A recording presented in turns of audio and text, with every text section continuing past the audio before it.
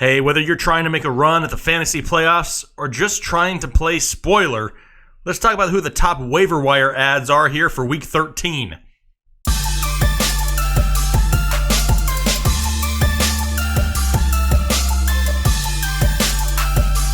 What is going on, everybody? Jake, Fantasy Headliners. Welcome to Week 13 of the fantasy football season. Today, talking about the top waiver wire targets here for Week 13. It doesn't matter if you have the playoffs locked up. Maybe you're still fighting for a playoff spot. Maybe you've been eliminated. It doesn't really matter. Even if you're not in the playoff hunt, you can still play spoiler. Go out there, try to keep somebody else out of the playoffs. If nothing else, it gives you bragging rights here for the season, and it's never fun to just stop playing, stop giving up. Make sure you finish strong no matter what. You never know what kind of impact each week can have. We're going to get in the top waiver wire ads here for Week 13, a couple for each position. Before I get into it real quick, I want to give a quick shout out to Renee Lucero, the Valley View High School football students over there in Pharr, Texas. I know you guys are watching. Are you watching in class? I mean, I'd like to say that's awesome, but I can't say that because school is very important. But you guys, I appreciate your support. But now, let's talk some waiver wire ads here for Week 13. Hey, what's going on, everybody? Jake, Fantasy Headliners. Hopefully everybody's having a great week out there. Hopefully everybody made it through Thanksgiving without having to go to another notch on the belt. Here we are, Week 13, though. Fantasy playoffs right around the corner. Even if you're in the playoffs, maybe you have it locked up. Maybe you're fighting for a playoff spot. Maybe you've been mathematically eliminated. It doesn't matter. Still try to win every single week. You never know what kind of impact your game can still have on the final standings. If nothing else, play the spoiler. It's always fun to keep somebody else out of the playoffs. We're going to go ahead and get into the top pickups here for Week 13. Real quick, before I do, want to give a quick shout out to Renee Lucero and the Valley View High School football students out there in Pharr, Texas. I see you. I appreciate you. Are you guys watching in class right now? Because that'd be awesome. I can't say it'd be awesome because school is really important. Pay attention in class. But hey, I appreciate your support. Now let's talk about the top waiver wire ads here for Week 13. All right, let's start off with the quarterback position. You know, word's coming out now that Andy Dalton being moved to the IR. He's done for the year. Maybe he was your starting quarterback. Lord, I hope not. But even if he was, you need another option. Maybe you're just looking for some bench depth, to get you through the playoffs. First guy on my list, it's got to be Baker Mayfield. And I've talked about him on this show a lot in this episode. And he's getting dangerously close to that 50% cutoff. Right now, right around 43% owned. But we need to quit ignoring Baker Mayfield. It's turning into the point where he's almost a weekly start. He's now had multiple touchdown passes in 5 straight games. Only 2 touchdowns over those 5 games, averaging right around 25 fantasy points a game. Definitely an improved offense in Cleveland now that the whole Hugh Jackson regime is out. Greg Williams' offense is really giving Baker Mayfield the freedom to make more decisions, be more of that playmaker. Last week against the Cincinnati Bengals, who, yes, is a horrible defense, 258 yards and 4 touchdowns. Looked great. He's been playing great. If you're looking for some depth or some type of replacement this week, Baker Mayfield is a great option. He does have a difficult matchup this week on the road in Houston. Not one of those defenses that you look forward to facing, but if you're in a pinch and you have no other options, Baker Mayfield may be one of the best available out there on the waiver wire. Another option at quarterback is going to be Dak Prescott of the Dallas Cowboys. In the preseason, a lot of people hated Dak Prescott. Didn't think he had an opportunity to do anything as a fantasy quarterback. Well, after his performances here the last few weeks, he's worked his way back up and he's borderline a QB1. Right now ranked 14th overall as a quarterback in fantasy football leagues. He's definitely somebody who needs some consideration. Maybe if you need a start this week. He has a great matchup against the New Orleans Saints, who, yes, have a really tough defense, but they're going to have to continue to try to score the entire game.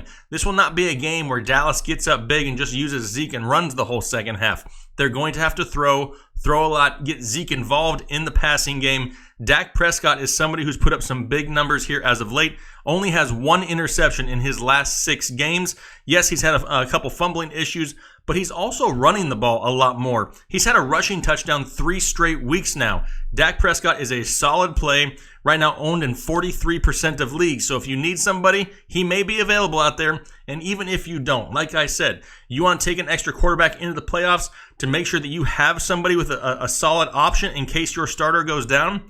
Dak Prescott's got a pretty good schedule here rest of season with games against the Saints, the Eagles, the Colts, and the Bucks. Not a bad playoff schedule if something were to happen to your number one quarterback. All right, on to the running backs now, and bad news with Melvin Gordon, right? It looks like he may miss the rest of the fantasy football season. Why he was even in the game, I still don't understand. It's one of the reasons why I told a lot of people last Sunday, I don't know if I'd start Melvin Gordon. I wouldn't be surprised if he didn't finish this ball game.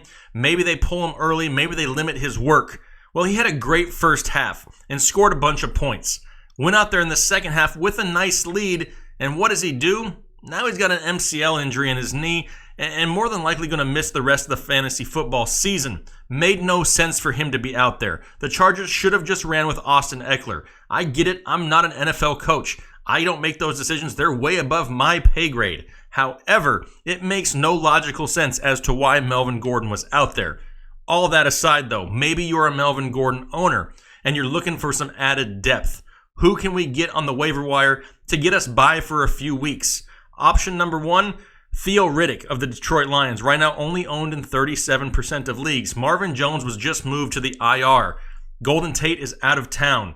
Who do they really have there outside of Kenny Galladay right now? Kerryon Johnson is banged up. Theo Riddick may be the number two option in this offense, and he's somebody who's been somewhat productive here as of late. He's had double-digit fantasy points 3 out of his last 4 games. Not going to be overly impressive on the ground. Now, LeGarrette Blount is another option. However, it's somewhat of a tough matchup this week. They do have the Los Angeles Rams. I expect the Rams to have a lead, and Detroit's really going to have to lean on the passing game. That's where Theo Riddick excels, and that's why I think he's a decent pickup here for Week 13. Last week against the Chicago Bears, 7 receptions for 48 yards. Definitely somebody who's involved in a PPR league and a decent option. Is he Melvin Gordon? He's not. But he's a decent pickup here for Week 13. Next option is going to be Carlos Hyde, and this one really has an asterisk next to it, and it's really only a 1-week fix, possibly. Now, it does sound like Leonard Fournette may be suspended for 1 game. He is going to appeal it. Need to wait and see how that turns out, whether he wins it or not. I mean, he was throwing haymakers on the sideline. I wouldn't be surprised if he misses this week. If he does, Carlos Hyde is somebody who has 1-week value. Now, he had 3 times the amount of carries that TJ Yeldon had. Yeldon will still pretty much be that passing down back. But now, Blake Bortles isn't the quarterback. They may lean a little bit more on the run game, kind of like they always do. This has always been a run-first team, and Carlos Hyde is still a capable running back. He only had 10 carries for 33 yards after Fournette went out of the game, but that was against a pretty stout Buffalo defense who was playing pretty decent football. They get the Indianapolis Colts, which is kind of a middle-of-the-pack run defense, but if you're looking for a 1-week value, Carlos Hyde has the opportunity to probably go out there and get you close to 15 touches this week. There's not too many running backs available on the waiver wire with that type of volume upside.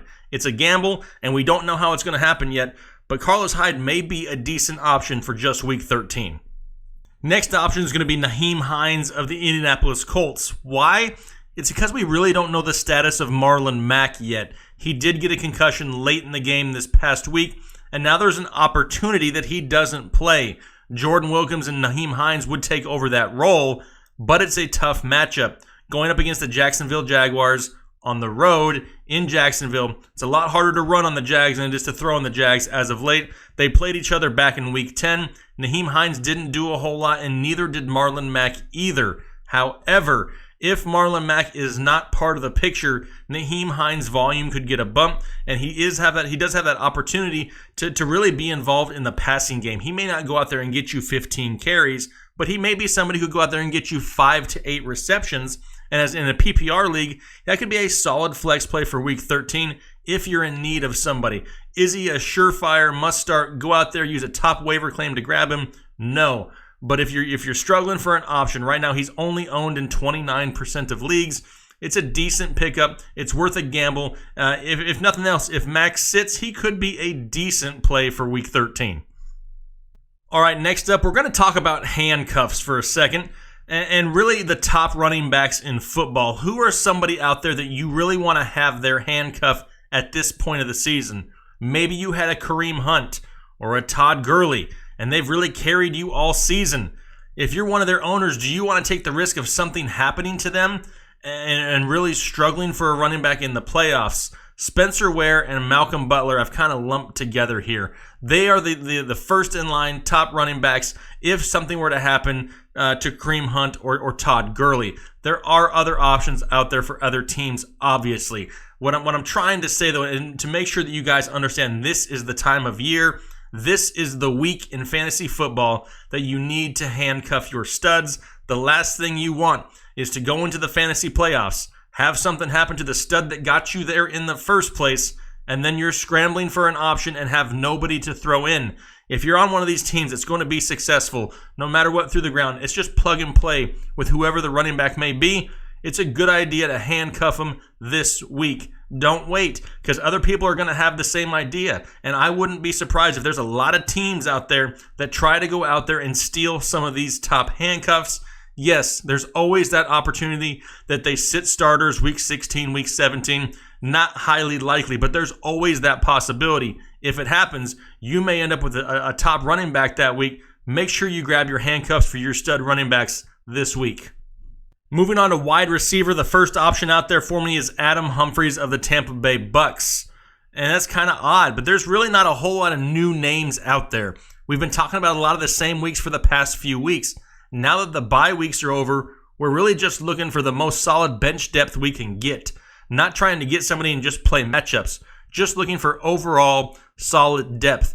Adam Humphries is that guy. He's had double-digit fantasy points 4 out of his last 5 weeks. 4 touchdowns in the last 4 weeks, including last week against the San Francisco 49ers. Another 6 catches, 54 yards, and a touchdown. He's not going to be the type of guy that goes out there and gets you 100 yards receiving a week. Mike Evans is still the number one option in this offense. However, in PPR leagues, Adam Humphries has some sneaky value, and he's averaging over 10 fantasy points a game.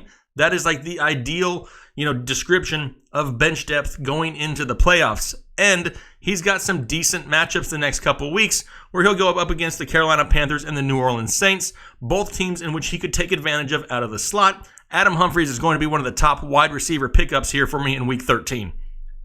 All right, just because the Rams are coming off a bye week, don't forget about Josh Reynolds, the wide receiver who's taking over Cooper Kupp's role. Now, don't get that confused. He's not going to take over the production of Cooper Kupp.